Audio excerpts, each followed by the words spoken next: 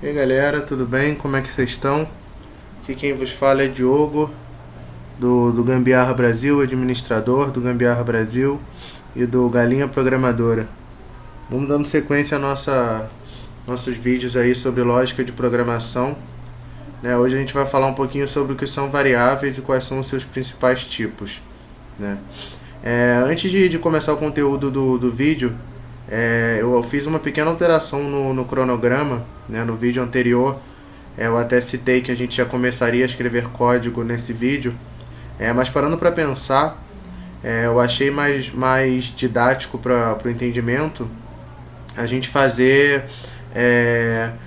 primeiro a questão mais teórica, então a lógica de programação, tentar pegar a parte mais teórica primeiro, para depois que a gente estiver com a parte teórica bem sólida, a gente partir para o código. Então a gente deve ter mais 1 ou 2 vídeos sobre a teoria de lógica de programação. A gente vai ter agora as variáveis, a gente vou introduzir o conceito de variável, os tipos de variável, e depois a gente já vai cair dentro das estruturas de repetição e decisão. Quando a gente já tiver esses 2 carinhas já teóricos já matados, a gente cai finalmente pro código mesmo, Deve ter mais uns 2 ou 3 vídeos ainda da parte teórica. O que são variáveis? Variáveis são fatores discriminantes dentro de um determinado contexto. Estes fatores, com seus respectivos valores, caracterizam os elementos desse contexto. Então a gente tem um exemplo onde eu tenho o elemento pessoa, que ele está no meu contexto do desenvolvimento. Eu tenho um elemento pessoa no meu contexto. A gente sabe que toda pessoa ela possui um nome, certo? E cada pessoa ela é caracterizada por ter um nome específico, ou seja, o fator nome é um fator que discrimina cada pessoa, entendeu? Esse é o conceito de variável. Cada fator discriminante de um elemento que está situado em um contexto, ele é uma variável. Então, por exemplo, eu dei no exemplo aqui nome como sendo uma variável. Se a gente parar para pensar, idade também é um fator discriminante, então ele também é uma variável dentro do elemento pessoa. A gente tem também a altura, que também é um fator discriminante para a pessoa, Então ela também seria uma variável.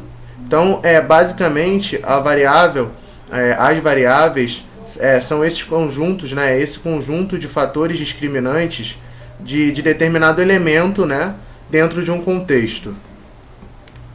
Dada a definição do conceito de variáveis, a gente começa agora a ver algumas características específicas que toda variável tem.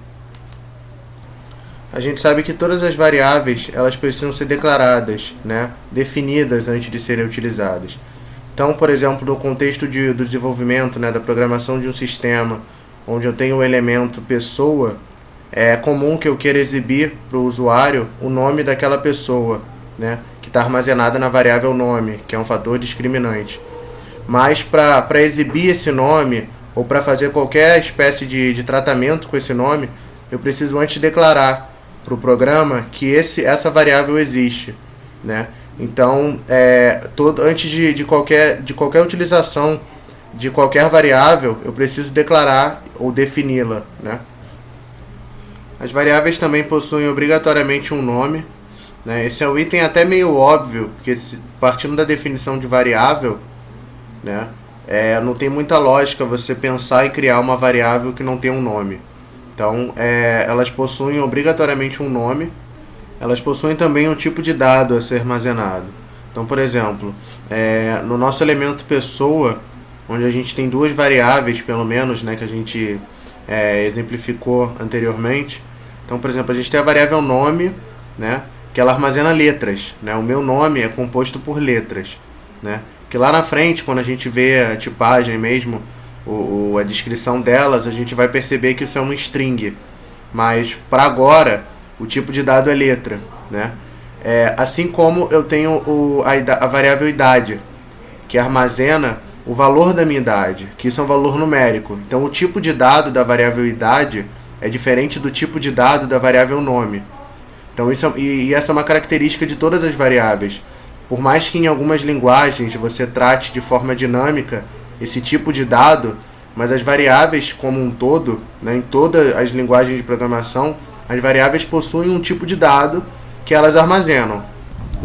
Por último também, o item que é um pouco óbvio, assim como o segundo, mas é importante retratar também, que as variáveis elas podem ser chamadas, né, elas podem ser manipuladas a qualquer momento no seu programa, a partir do nome dela. Então vem a importância do segundo item também, que toda variável tem que ter obrigatoriamente um nome, que é justamente a forma de identificação dela dentro do seu programa.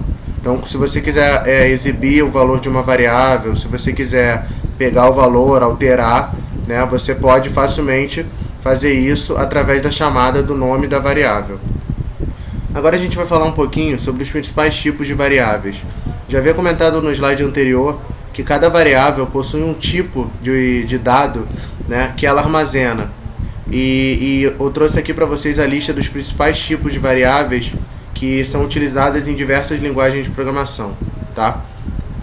Na classificação dos tipos numéricos, a gente tem basicamente a integer, né, que é o tipo que armazena os números inteiros. A gente tem o float, que armazena os números reais e com menor precisão em relação ao double, que também armazena números reais, só que com uma precisão maior. Um ponto relevante dessa maior precisão é que as variáveis do tipo double, elas alocam, né, utilizam mais espaço na memória. Então ela é aconselhável realmente para cálculos com números com muita precisão, com uma precisão muito alta, né? E a float é o número mais com menor precisão.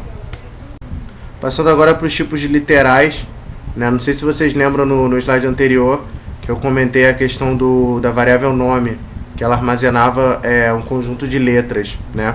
Que uma letra nada mais é do que um caractere, né? Então a gente tem o tipo character, né? Que é um caractere mesmo, é um tipo de variável. Você pode armazenar apenas um caractere em uma variável. Ou você tem um string, que é uma cadeia de caracteres, ou seja, é um conjunto de caracteres. Então, se você tem um caractere, o tipo literal daquela variável, ela vai ser caractere, né? Ela vai ser o tipo caractere. Se você tem mais de um caractere, você passa a ter um string, que é uma cadeia de caracteres.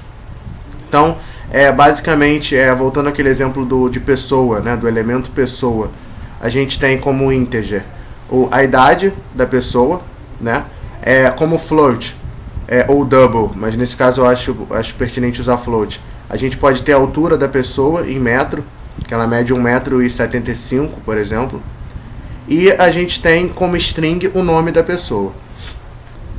Por último, a gente tem o array e o tipo objeto. O array nada mais é do que uma matriz, né? O conceito matemático mesmo de matriz, ele é aplicado ao tipo array, onde você armazena valores do mesmo tipo em um único local, né? E o tipo objeto é um tipo que eu não vou me aprofundar agora, mas que a gente vai ver mais a fundo quando a gente começar a ver a questão da orientação a objetos, né? Que é um ponto bem bacana que eu quero trazer nessa sequência de vídeos, tá? Então, galera, por hoje é só. Nesse vídeo a gente viu um pouquinho sobre variável, a gente viu também os principais tipos de variáveis, e nos próximos vídeos a gente já vai começar a ver as estruturas de repetição e decisão, né? Espero que vocês tenham gostado do vídeo, tenham entendido. Deixe seus comentários, né, ao final. Como sempre, eu estou sempre aberto para dicas, comentários, críticas, sugestões, tá? E se você tiver alguma dúvida, deixa comentário. Assim que eu puder, eu vou responder, tá? E até a próxima.